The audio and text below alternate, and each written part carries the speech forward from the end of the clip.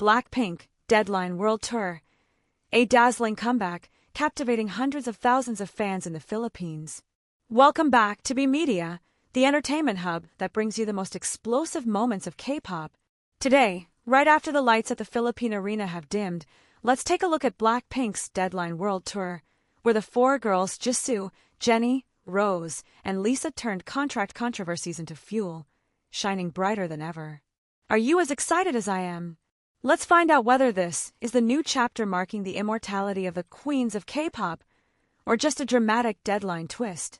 Picture this, July 2025.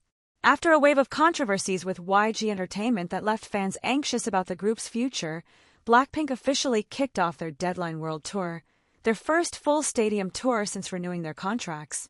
This wasn't one of those drip-feeding tours from the past. This was a bold declaration. We're still here, stronger and ready to conquer the world.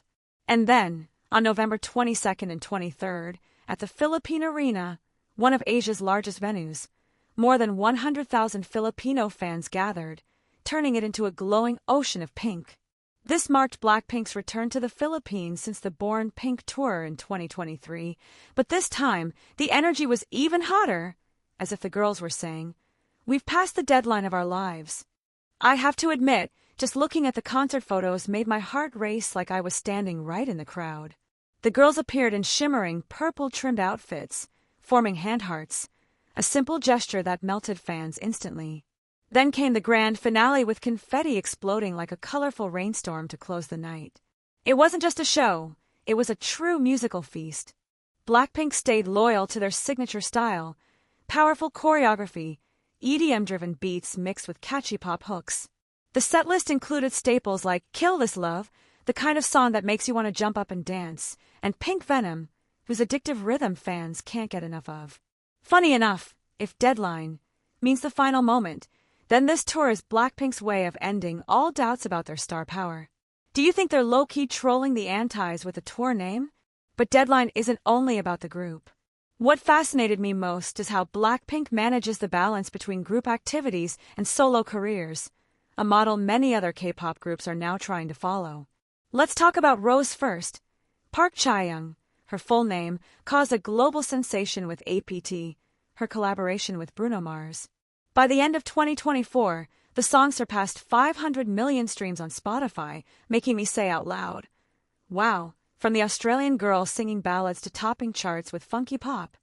And it's not just Rose. The other members are also gearing up for solo projects expected in 2025. Jennie Kim may be preparing a new album featuring her razor-sharp rap style. Jisoo continues to win hearts on screen with her delicate acting. And Lisa Manoball, is sure to drop choreography that breaks all limits. These individual successes don't dim the group's impact. They do the opposite. They're like fuel poured onto a fire, making fans even more excited for the girls' next reunion. Ever wondered if BLACKPINK is the first group to turn solo into a bridge that strengthens a group?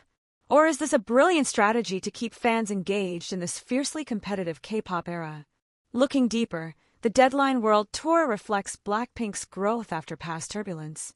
Remember 2023, when the Born Pink tour was overshadowed by contract drama? Many feared the group would split. But no, the girls decided to stay, renew their contracts, and turn the deadline into an opportunity. It's a lesson in resilience that moved me, as a longtime fan, more than I expected. The irony? While antis were waiting for the group's downfall, BLACKPINK deadlined them with a sold-out tour. Over 100,000 fans in the Philippines say it all. Their power doesn't lie in drama, but in pure talent.